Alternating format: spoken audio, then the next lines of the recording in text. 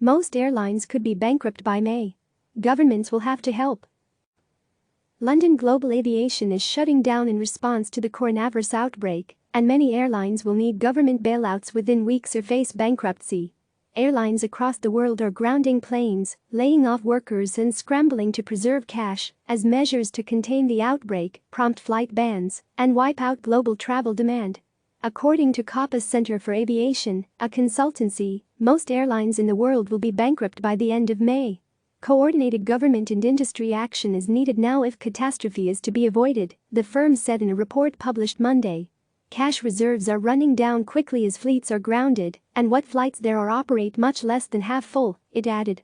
The scale of the deepening crisis was underscored Monday when Europe's biggest low-cost carrier, Ryanair, RYAAY, said that it will ground most of its fleet over the next 7 to 10 days.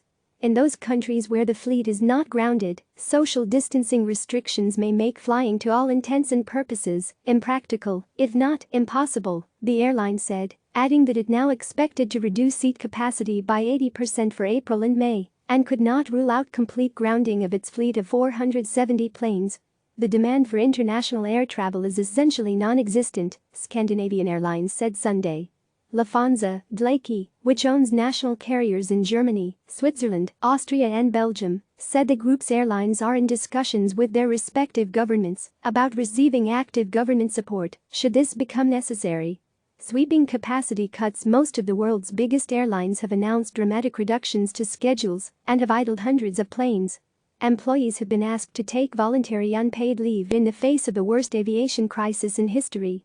American Airlines, ALL, said Saturday it would reduce its international capacity by 3/4 between March 16 and May 6.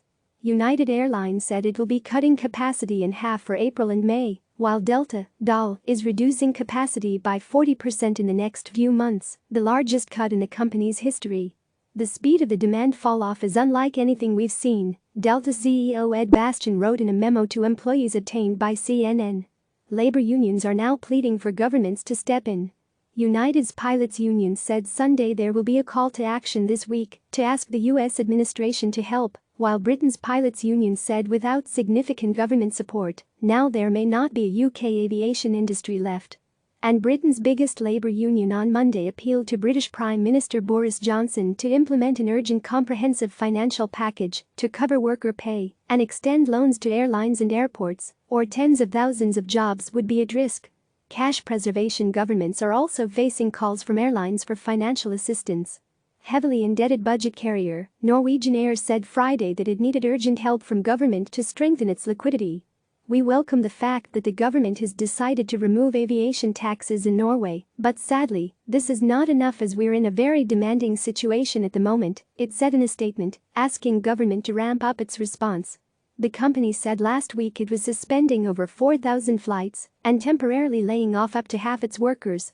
European aviation faces a precarious future, and it is clear that coordinated government backing will be required to ensure the industry survives, Johan Lundgren, CEO of low-cost carrier EasyJet, SAG said in a statement Monday. The International Air Transport Association said last week that airlines will need emergency measures to get through the crisis, urging governments to consider extending lines of credit, reducing infrastructure costs and easing taxes. IATA CEO Alexander Dejuniak has previously raised the possibility of direct government bailouts for airlines, similar to what took place in the United States after the 9/11's terrorist attacks. When deciding on which carriers to prioritize, governments will need to consider which airlines play a vital function in the economy, Bernstein analyst Daniel Roska said Monday.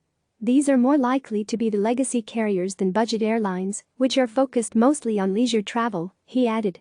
CAPA Centre for Aviation said the nature of the crisis required a global coordinated response, but said it believed that was unlikely to happen. It will consist mostly of bailing out selected national airlines.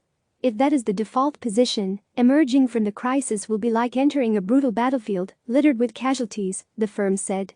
Eoin McSweeney and Chris Isater contributed reporting. Click subscribe to receive the latest news.